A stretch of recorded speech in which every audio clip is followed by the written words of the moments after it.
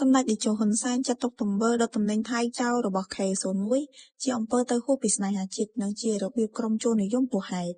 សម្ដេចតេជោហ៊ុនសែនបង្ហាញការខកចិត្តចំពោះលោក K01 ដែលប្រមូលមនុស្សថតវីដេអូធ្វើសកម្មភាពពាក់ព័ន្ធនឹងការដុតទំនិញថៃហើយបង្ហោះលើបណ្ដាញសង្គមដោយសម្ដេចតេជោបានចាត់ទុកទង្វើទាំងនេះជាអំពើទៅហួសពីស្នេហាជាតិនិងជារបៀបក្រុមជលនិយមហួសហេតុនៅយប់ថ្ងៃទី20 ខែតុលាសម្ដេចតេជោហ៊ុនសែនបានបង្ហោះសារលើទំព័រ Facebook យ៉ាងដូចនេះថាសម្ដេចទើបបានមើលវីដេអូមានរយៈពេលជាង8នាទីរបស់ក្រុមដែលដឹកនាំដោយលោក K01 ទាក់ទងដល់ការធ្វើពហិការជួយប្រើប្រាស់ទំនិញថៃ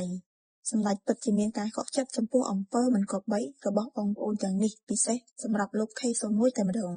សម្ដេចតេជោគូបញ្ជាក់ថាការដុតចោលទំនិញថៃការដាក់បណ្ដាសាចំពោះអ្នកលក់ទំនិញថៃដែលនៅសេសសល់លក់មិនអស់គឺជាអំពើទៅហួសពីស្នេហាជាតិនិងជារបៀបក្រុមជលនិយមហួសហេតុ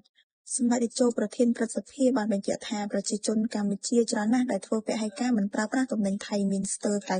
99% ទៅហើយមិនថាប្រជាជននៅក្នុងប្រទេសបងប្អូនខ្មែរនៅក្រៅប្រទេសនោះទេចំណោទបញ្ហានៅត្រង់អាជីវករលក់ដូរដែលមានទំនិញថៃនៅសល់តើឲ្យពួកគាត់យកទៅណាដុតបំផ្លាញចោលឬលក់បន្តដើម្បីប្រមូលដើមទុនមកវិញប្រសិនបើ K01 មានប្រាក់សូមយកទៅទិញទំនិញដែលនៅសេសសល់ទាំងនេះធ្វើជាចំណីសត្វប្រសើរជាងដុតចោលដូច K01 បានធ្វើដែលមាននៅក្នុងវីដេអូនេះបើមនុស្សមិនទទួលទានទុកឲ្យសត្វស៊ីប្រសើរជាងដុតចោលកុំទឹកចោល